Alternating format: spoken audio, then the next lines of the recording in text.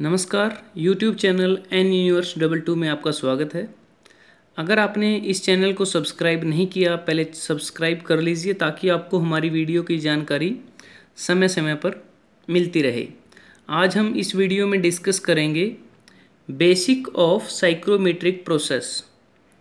तो सबसे पहले हमें पता हो कि जो अगर किसी भी एयर कंडीशनिंग प्लांट का डिज़ाइन करना है या उसको एनालिसिस करना है तो उसके लिए जो सबसे मेन रिक्वायरमेंट वो होती है कि उन प्रोसेसेस को आइडेंटिफाई करना जो एयर के साथ परफॉर्म होते हैं।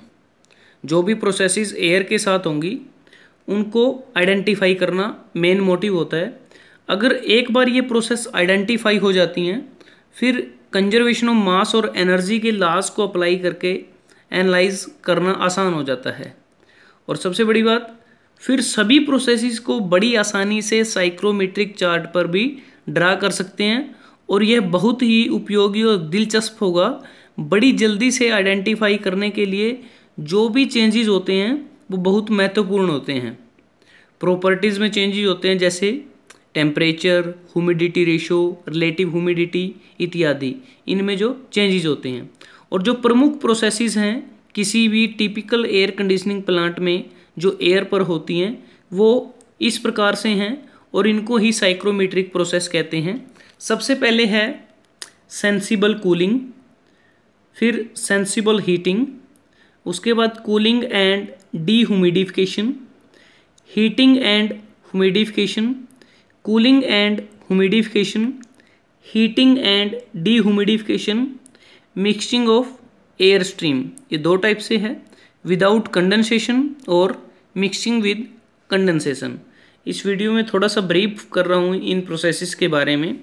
सेंसिबल कूलिंग ये वो प्रोसेस है जिसमें जो मॉइस्चर कंटेंट होते हैं एयर में वो कांस्टेंट रहते हैं, लेकिन जो टेम्परेचर है वो कम हो जाता है क्योंकि जब ये कूलिंग कोयल के ऊपर से फ्लो करती है। उसके बाद जो सेंसिबल हीटिंग है, इसमें भी जो मॉइस्चर कंटेंट है एयर के वो कांस्टेंट रहते हैं, लेकिन जब एयर हीटिंग कोयल से पास करती है उसका जो टेम्परेचर है वो बढ़ जाता है। कूलिंग एंड डीह्यूमिडिफिकेशन, जब मॉइस्ट एयर को ड्यू पॉइंट टेम्परेचर से नीचे ठंडा किया जाता है तो एयर को कोल्ड सरफेस के कॉन्टैक्ट में लाकर ऐसी प्रोसेस की जाती है और तब एयर के कुछ जो वाटर वेपर हैं वो कंडेंस हो जाते हैं और एयर को छोड़ देते हैं, लिक्विड में कन्वर्ट हो जाते हैं। और इस प्रोसेस में टेम्परेचर और ह्यूमिडिटी रेशो दोनों कम हो जाते हैं। उसके बाद है हीटिंग एंड ह्यूमिडिफिकेशन। ये बेसिकली सर्दियों में बड़ा ज़रूरी होता है कंफर्ट कंडीशन के लिए कि अगर कमरे की हवा को गर्म और ह्यूमिडिफाई करना है तो ये प्रोसेस करते हैं। ये कैसे करते हैं? पहले हवा को हीटिंग कोयल से गुजारते हैं जिससे वो गर्म हो जाती है, फिर उसमें वाटर वेपर को ऐड करते हैं, उस पर वाटर को स्ट्रीम नोजल की मदद से वाटर स्प्रे करते हैं और इससे जो ह्यूमिडिफिकेशन है उसकी बढ़ जाती है। उसके बाद है कूलिंग एंड ह्यूमिडिफिकेशन। जैसे नाम से ही पता चलता है, कूलिंग का मतलब इसमें जो हवा का टेम्परेचर है उसको कम करेंगे और हवा की जो ह्यूमिडिटी है उसको बढ़ाएंगे। ऐसा करने के लिए हवा पर ठंडे पानी को स्प्रे करेंगे, इससे हवा का टेम्परेचर ड्राई वाले टेम्परेचर से कम हो जाएगा, लेकिन जो ड्यू पॉइंट टेम्परेचर है उससे ज़्यादा होगा ताकि कंडेंसेशन ना हो।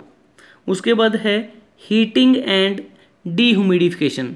इस प्रोसेस के लिए हाइग्रोस्कोपिक मटेरियल की ज़रूरत होती है जो मॉइस्चर से वाटर वेपर को एब्जॉर्ब करने के लिए मददगार होता है। जो हाइग्रोस्कोपिक मटेरियल होते हैं वो सॉलिड भी हो सकते हैं और लिक्विड भी हो सकते हैं। अगर प्रोसेस थर्मली आइसोलेटेड है तब हवा की एंथैल्पी कांस्टेंट रहती है और जिससे हवा का टेम्परेचर बढ़ जाता है और इसके मॉइस्चर कंटेंट कम हो जाते हैं। और ये एक एक्सोथर्मिक प्रोसेस है और हीट रिलीज होने के दौरान जो प्रोसेस में जो एयर है वो ट्रांसफ़र हो जाती है। मतलब कहते हैं कि जो heat release during this process, तो उसमें क्या है कि वो ट्रांसफ़र हो जाते हैं और जिससे हवा की जो एंथैल्पी है वो बढ़ जाती है। उसके बाद है मिक्सिंग ऑफ एयर स्ट्रीम। इस प्रोसेस को करने के मेनली दो तरीके हैं, एक तो कंडेंसेशन के साथ, दूसरा mixing with condensation, without condensation और मिक्सिंग विद कंडेंसेशन। तो इन प्रोसेसेस को हमारी आने वाली वीडियो में 1 बाय 1 हम डिटेल में डिस्कस करेंगे। आज हमने थोड़े ब्रीफ की बात की है। अगर ये वीडियो आपको अच्छा लगा है आप इसको लाइक कर सकते हैं, शेयर कर सकते हैं और एन यूनिवर्स 22 को सब्सक्राइब करना ना भूलें, क्योंकि आपके सब्सक्रिप्शन से ही हमें मोटिवेशन और एनकरेजमेंट मिलती है और जिससे हम और आगे बेहतर काम करने की कोशिश करते हैं। Thanks for watching, have a nice day.